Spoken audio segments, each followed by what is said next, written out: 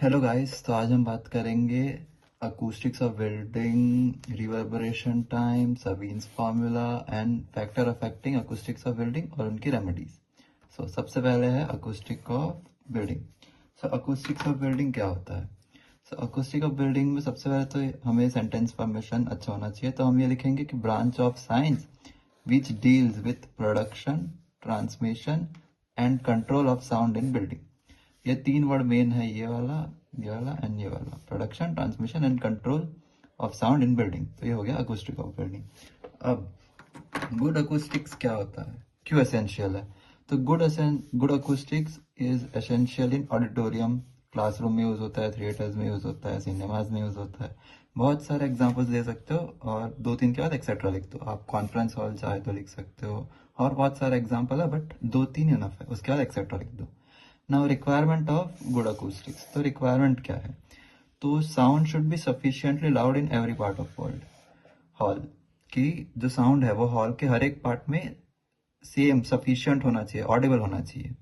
फिर इको नहीं होना चाहिए, second point. Third point, reverberation time जो होता है वो ऑप्टिमम होना चाहिए। आरटी जो है हमारा ऑप्टिमम होना चाहिए। ऑप्टिमम मतलब ना बहुत ज्यादा ना बहुत कम। अगर बहुत ज्यादा होगा रिवर्बरेशन टाइम, तो वो साउंड रिफ्लेक्ट होता रहेगा, जिससे डिस्टरबेंस क्रिएट होगी, नॉइस क्रिएट होगी, और जो जो स्पीकर बोल रहा है वो समझ नहीं आएगा। और अगर बहुत कम होगा आरटी, तो हमें समझ नहीं आएगा, मतलब ऑडिबल ही नहीं होगा कि वो क्या बोल रहा है। तो एकदम ऑप्टिमम होना चाहिए। फिर साउंड डिस्ट्रीब्यूशन जो होता है वो मैक्सिमम मिनिमम होना चाहिए, मतलब साउंड डिस्ट्रीब्यूशन इक्वल होना चाहिए, मिनिमम होना चाहिए। बहुत ज्यादा होगा तो भी अगेन नॉइस क्रिएट हो जाएगी। और फिफ्थ है एक्सटर्नल नॉइस जो है वो एकदम मिनिमम होना चाहिए, कि एक्सटर्नल नॉइस हो गया, कुछ भी डिस्टर्बेंस हो गया, वो नहीं होना चाहिए। ये सबसे इंपॉर्टेंट पॉइंट है।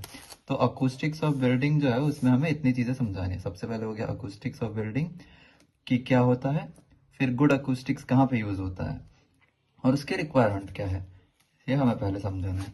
फिर हम आते हैं रिवर्बरेशन टाइम पे। अब रिवर्बरेशन टाइम क्या होता है? तो रिवर्बरेशन का सबसे पहले हम मतलब समझेंगे। तो जो सोर्स साउंड ऑफ होने के बाद भी हमें जो साउंड सुनाई देता है, मतलब जो साउंड है वो परसिस्ट करता है थोड़े टाइम तक सोर्स के ऑफ होने के बाद भी, तो उसे हम रिवर्बरेशन टाइम बोलते हैं।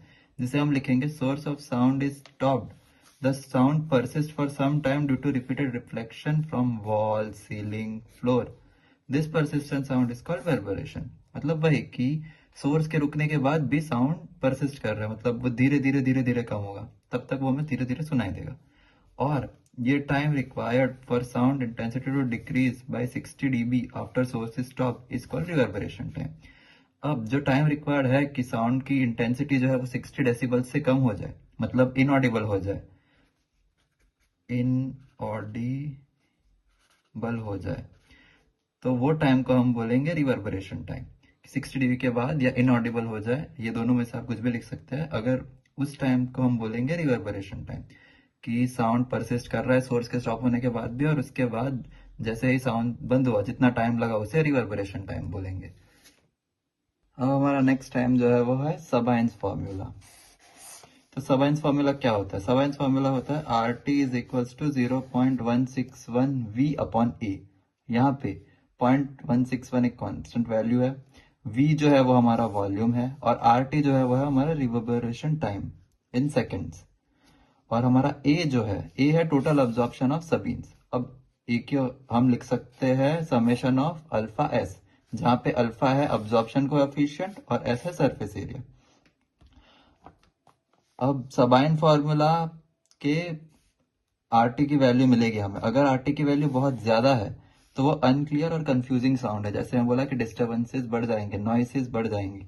तो आरटी की वैल्यू बढ़ेगी तो डिस्टर्बेंसेस, नॉइसेस बढ़ेंगे, जिससे अनक्लियर और कंफ्यूजिंग साउंड आएंगे।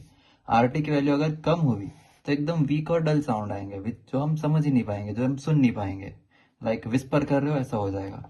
और आरटी अगर ऑप्टिमम होगा तो हमें clear speech and pleasant music, मतलब एकदम क्लियर नॉइज, एकदम क्लियर वॉइस आएगा, इजीली सुनाई देगा, कोई डिस्टरबेंस नहीं होगा, ऐसी वॉइस आएगी। तो आरटी की वैल्यू ऑप्टिमम होनी चाहिए, ना बहुत ज्यादा होनी चाहिए ना बहुत कम होनी चाहिए। बस, तो ये है हमारा सबाइंस फॉर्मूला, जिसमें आरटी होता है रिवर्बरेशन टाइम, वी होता है वॉल्यूम, और ए होता है अब्जॉर्प्शन, टोटल अब्जॉर्प्शन इन सबीन्स। और ए को हम लिख सकते हैं summation of alpha S, alpha है हमारा अब्जॉर्प्शन कोएफिशिएंट और एस है हमारा सरफेस एरिया। अब आता है factor affecting acoustics of a building, जो है इंपॉर्टेंट टॉपिक, जो हमारे मिड सेम में भी पूछा गया था सर के थ्रू। तो factor affecting acoustics of building मतलब ये क्या कहना चाहता है कि जो हमारा गुड अकूस्टिक्स है, जैसे हमने अभी बात की, जिसमें production, transmission and control of sound जो होता है, उसको हम उसके अकूस्टिक्स बोलते हैं। गुड अकूस्टिक्स कहाँ पे यूज होता है? ऑडिटोरियम में, क्लासरूम में, थिएटर्स में। ओके, तो क्या क्या फैक्टर्स अफेक्ट करते हैं? तो फर्स्ट फैक्टर है हमारा रिवर्बरेशन टाइम, सेकंड फैक्टर है हमारा लाउडनेस, थर्ड है focusing and interference effect, fourth है हमारा एको, फिफ्थ है हमारा इक्लियन इफेक्ट, सिक्स्थ है हमारा रेजोनेंस और सेवेंथ है हमारा नॉइज। नॉइज के और 3 टाइप है, जो है airborne noise, structured born noise और इनसाइड नॉइज। अब हम इन सब को डिटेल में समझेंगे। आओ। ओके, सो अब factor affecting acoustics of building को हम सर की पीडीएफ के थ्रू समझेंगे, क्योंकि इसमें बेस्ट एग्जांपल्स दिया और सारे पॉइंट्स भी कवर हो गए। तो पहला है रिवर्बरेशन टाइम। तो हमने अभी डिस्कस किया रिवर्बरेशन टाइम क्या होता है, कि सोर्स साउंड के स्टॉप होने के बाद भी हमें साउंड कुछ देर तक सुनाई देता है, जब तक वो इनऑडिबल ना हो जाए। तो अब इसको हम कैसे ऑप्टिमम रखें, ना बहुत ज्यादा ना बहुत कम? क्या रेमेडीज है उसकी? तो है कि विंडोज एंड ओपनिंग प्रोवाइड करने की, जिससे साउंड क्या रिफ्लेक्ट ना हो बहुत सारी जगहों से। फिर बोलता है कि अगर हॉल हो गया, थिएटर हो गया, ऑडिटोरियम हो गया, तो उसमें फुल कैपेसिटी के ऑडियंस भर दे, जिससे रिफ्लेक्शन अगेन कम हो जाए और रिवर्बरेशन टाइम कम हो जाए।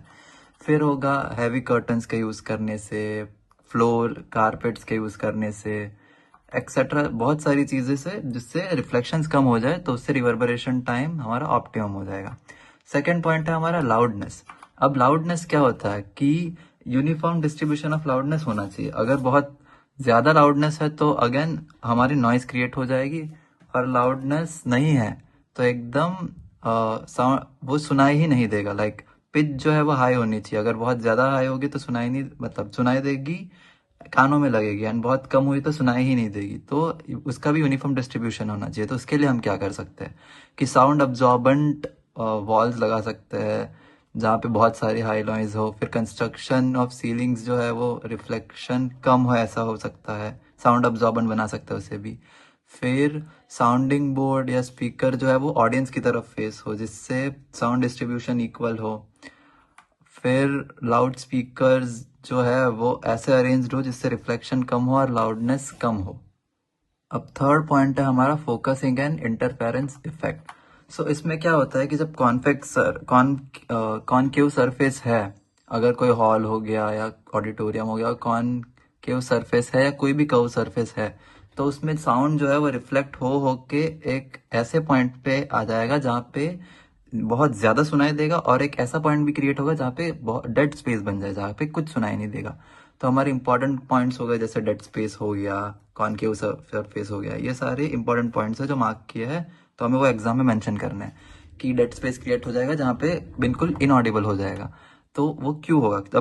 अब जब साउंड रिफ्लेक्ट होगा तो कुछ जगह पे कंस्ट्रक्टिव इंटरफेरेंस होगा, जिसकी वजह से एकदम मैक्सिमम इंटेंसिटी पे होगा साउंड, तो वहां पे बहुत ज्यादा सुनाई देगा, बहुत लाउड हो जाएगा। और कुछ जगह पे डिस्ट्रक्टिव इंटरफेरेंस होगा, जिससे इंटेंसिटी जो है साउंड की वो एकदम मिनिमम हो जाएगी, जहाँ पे सुनाई ही नहीं देगा।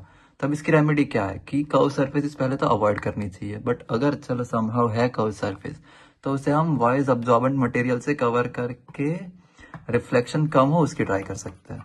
फिर फोर्थ है हमारा एको। अब एको क्या होता है कि हमारा साउंड जो है वो रिफ्लेक्ट करता है किसी डिस्टिंक्ट ऑब्जेक्ट से, और वो कंटिन्यूस सुनाई देता है।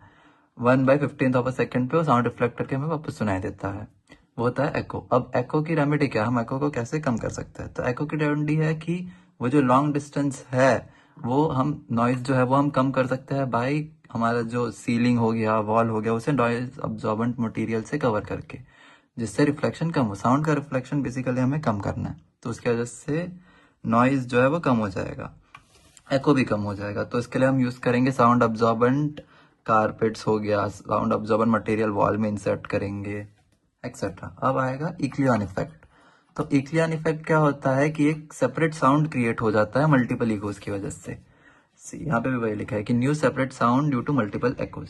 तो अब ये जो नया साउंड क्रिएट हुआ है वो जो ओरिजिनल साउंड है उसकी क्वालिटी पे अफेक्ट करेगा, वो अच्छे से सुनाई नहीं देगा एंड एक्सेट्रा, जिससे प्रॉब्लम्स क्रिएट होंगी। सो हमें इसको भी कम करना है। तो अगेन हमें इसमें भी सेम सोल्यूशन है जो हमने एको में किया था। हम वॉइस ऑब्जॉर्बेंट मटेरियल से सरफेसेस को कवर कर देंगे, जैसे वॉल, सीलिंग्स। तो इससे भी एको कम हो जाएगा। तो मल्टीपल एक्ोज से एक्लियन इफेक्ट होता है, बट अब मल्टीपल एक्ोज ही नहीं है तो नया साउंड ही जनरेट नहीं होगा।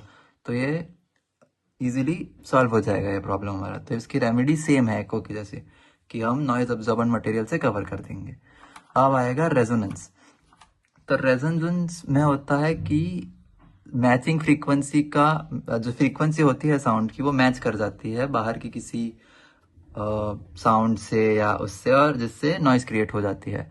तो वो भी हम कैसे सॉल्व कर सकते हैं? तो रेजोनेंस जो है वो हम एकदम इजीली सॉल्व कर सकते हैं कि हमारी जो विंडोज हो गई या जहाँ से भी एक्सटर्नल साउंड एंटर कर रहा है, या कोई भी साउंड मतलब वाइब्रेशंस हो गया, तो विंडो को एकदम पैनल्स जो है वो प्रॉपरली फिक्स्ड कर दे, एकदम रिजिड कर दे उसे, जिससे उस पर कोई वाइब्रेशंस ना आए, ना कोई बाहर की नॉइज आए एक्सेट्रा।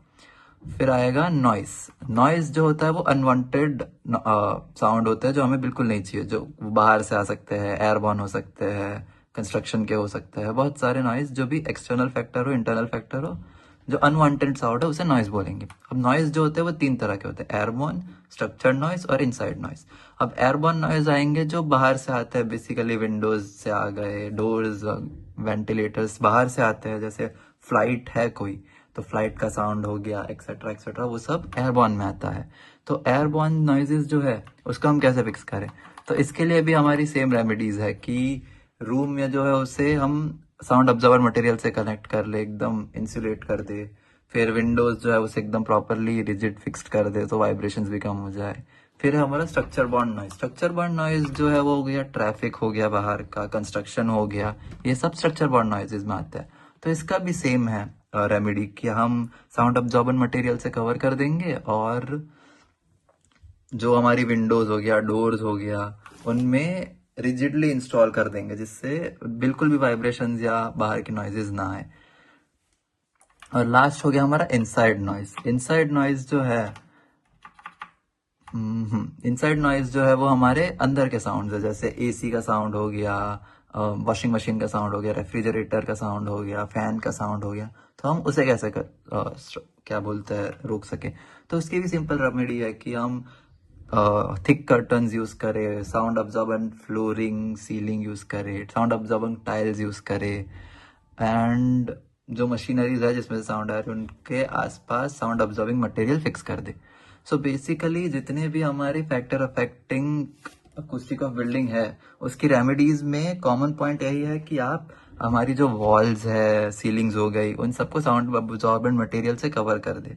खाली कुछ पॉइंट ऐसे है जिनमें रिजिड विंडोज वगैरह है, बाकी सब में यही कॉमन है कि वॉल्स हो गया, टाइल्स हो गया, सीलिंग हो गया, ये सब साउंड अब्जॉर्बिंग मटेरियल से कवर कर देना है, थिक कर्टन्स यूज करने हैं, एंड रिफ्लेक्शन ऑफ साउंड को कम करना है। बेसिकली सबकी रेमेडीज यही है। अब हम एक बार सारे की पॉइंट्स को डिस्कस कर लेते हैं। जैसे अकूस्टिक्स ऑफ बिल्डिंग हो गया, तो अकूस्टिक्स ऑफ बिल्डिंग क्या होता है कि production, transmission and control of sound in a building, हो गया हमारा अकूस्टिक्स ऑफ बिल्डिंग। अब रिक्वायरमेंट क्या है कि इको नहीं होना चाहिए, नो एक्सटर्नल नॉइज होने चाहिए, हमारा रिवर्बरेशन टाइम जो है वो ऑप्टिमम होना चाहिए। फिर आ गया हमारा रिवर्बरेशन टाइम। तो रिवर्बरेशन टाइम क्या होता है? तो सबसे पहले आप रिवर्बरेशन को एक्सप्लेन करो कि साउंड जो है वो सोर्स साउंड के ऑफ होने के बाद भी कुछ टाइम तक सुनाई देता है, उसे बोलते हैं रिवर्बरेशन। और जो टाइम रिक्वायर्ड होता है जिसमें साउंड, मतलब time required for a sound to become inaudible, मतलब साउंड जो हमें सुनाई ना दे, उस जितना अमाउंट ऑफ टाइम के बाद वो हमें सुनाई ना दे, उसे हम बोलेंगे भी रिवर्बरेशन टाइम। फिर है हमारा सबीन्स फार्मूला। सबीन्स फार्मूला क्या होता है? R T is equals to 0.161 v upon A, और ए जो है वो हमारा summation of delta alpha S के इक्वल है यहाँ पे। अब उसके बाद है factor affecting acoustics of building. तो फैक्टर में हमें याद रखना है आर टी जो reverberation time, echo, loudness, foci, फिर हो गया नॉइस, रेजोनेंस और इक्लियन इफेक्ट। तो बस हमें ये सब याद रखना, और इसी के साथ हमारा ये टॉपिक खत्म हो गया।